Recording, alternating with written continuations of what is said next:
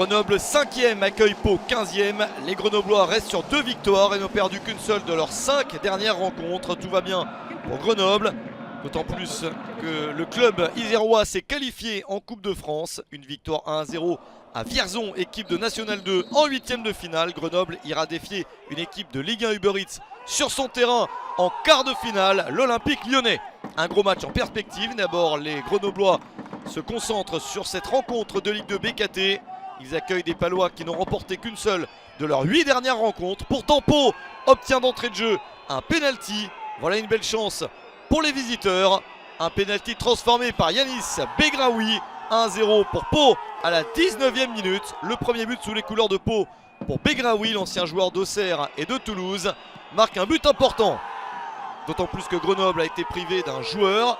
Mangane a dû sortir, remplacé par Pape Messaba dès la 12e minute. Le début de rencontre n'est pas du tout en faveur des joueurs locaux.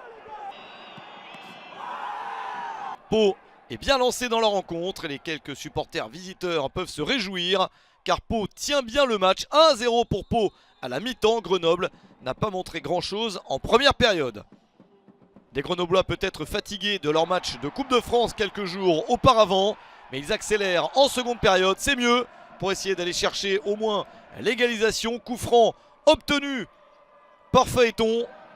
Un coup franc tiré par Jesse Benet. Le poteau rentrant. Superbe coup franc à la 74e minute pour l'égalisation grenobloise. Ça n'a pas pu être sauvé par Ndiaye qui n'était pas loin pourtant de sortir le ballon du cadre. Mais Jesse Benet marque son deuxième but. Son retour à Grenoble est très réussi. Jesse Benet comme s'il n'avait jamais quitté le club. Toujours aussi à l'aise, notamment dans ces phases-là. Ça fait un but partout entre les deux équipes et il reste à ce moment-là un quart d'heure à jouer. Grenoble essaye d'attaquer pour renverser totalement le score et s'imposer, conserver une bonne place au classement. Ce centre se transforme en tir, mais c'est bien sauvé par Massamba Ndiaye. Le gardien de but sénégalais de Pau fait la différence. Il est resté vigilant pour suivre la trajectoire. Ça n'est pas terminé avec encore Grenoble dans la surface adverse avec ce tir dans un angle fermé et encore Massamba Ndiaye pour empêcher un but supplémentaire. La très bonne possibilité de Pape Messaba. Le match ne trouve pour le moment aucun vainqueur. Encore une chance pour les Grenoblois. Nouveau tir, encore sauvé par le gardien de Pau, décidément très inspiré. Il est sur toutes les trajectoires. Il sauve ici face à Sbaï. Pau recule, mais ne cède pas.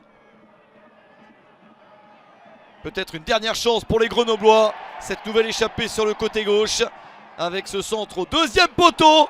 Mais toujours le spectacle effectué par le gardien Massamba Ndiaye. Il est spectaculaire mais efficace également. Et il est une des raisons du point du nul de Pau sur le terrain de Grenoble. Il a sauvé la situation en fin de match. Un but partout au final entre Grenoble et Pau.